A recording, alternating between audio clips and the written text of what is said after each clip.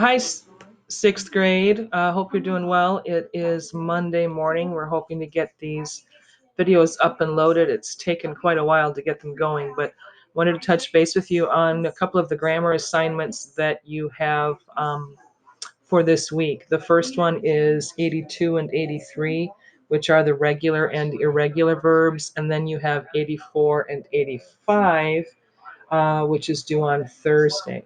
So I'm posting the assignments so that you know what's coming, but they're not all made active right away. For instance, if it's Monday and you're trying to work on an assignment that's Thursday or Friday, I'm trying to keep them about 2 days apart so that you're not working so very far ahead. Because I am not getting your videos out to you as quickly as I would like. The system that we use to record the videos takes a lot longer than what we had anticipated last week. So again, we're just kind of practicing that patience. But I want to take a look at what's due on Wednesday for you in your grammar textbook. On page 82, you're working with the regular and the irregular verbs.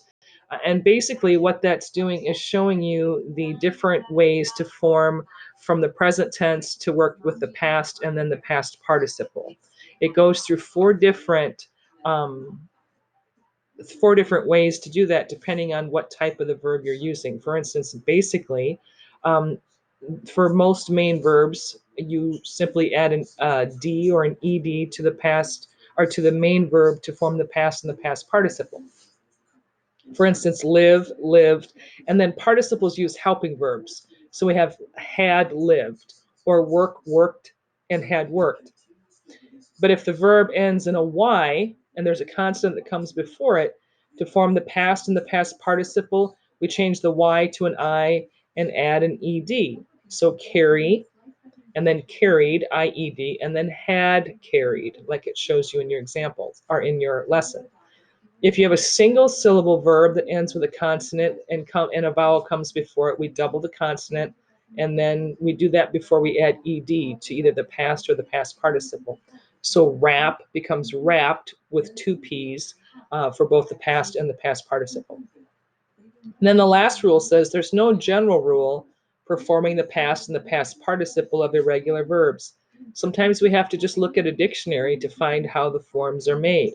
For instance, bring, brought, and brought, or drive, drove, and driven, or put, and put. Now for this assignment, you're only doing exercise 2. Exercise 2 asks for you to put only the correct answer in the blank, and that's all that you have to do. It asks for you to complete the sentence with the verb in the parentheses in the tense that it asks you to use. So the sentence number 1 says, the Wright brothers blank up in Ohio. The verb is grow, and you want the simple past tense. Obviously, the past tense of grow is grew. So your answer for number 1 is simply the word grew. Remember to put all of your answers on the LMS assignment page. So moving on to what's due for Thursday, you have page number 84, exercise 1. And this is an extension of working with the different forms of the verbs, but this one deals more with verbs that cause us some trouble, like lay, laid, lain, etc. Sit, sat, set.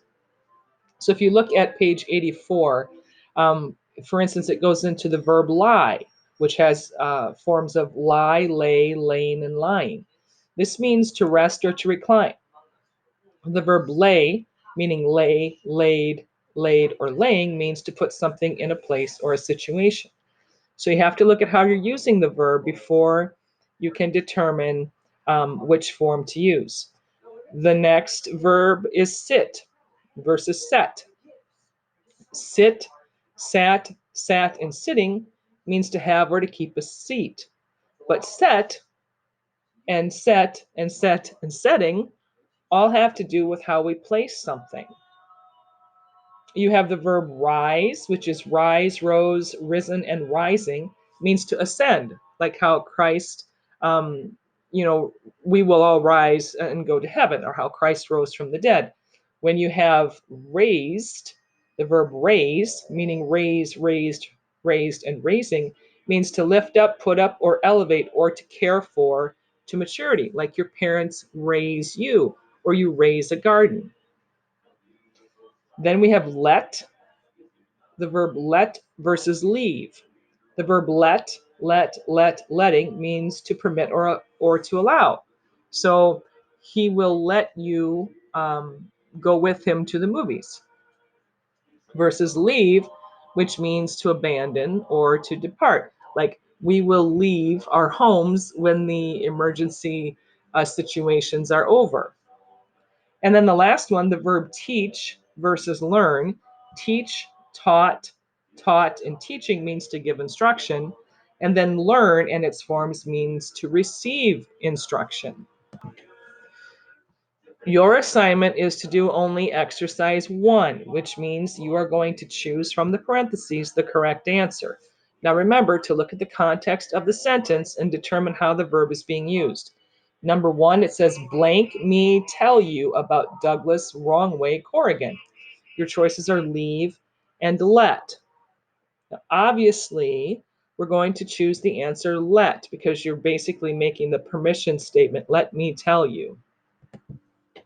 Remember to put your answers directly on the LMS assignment page.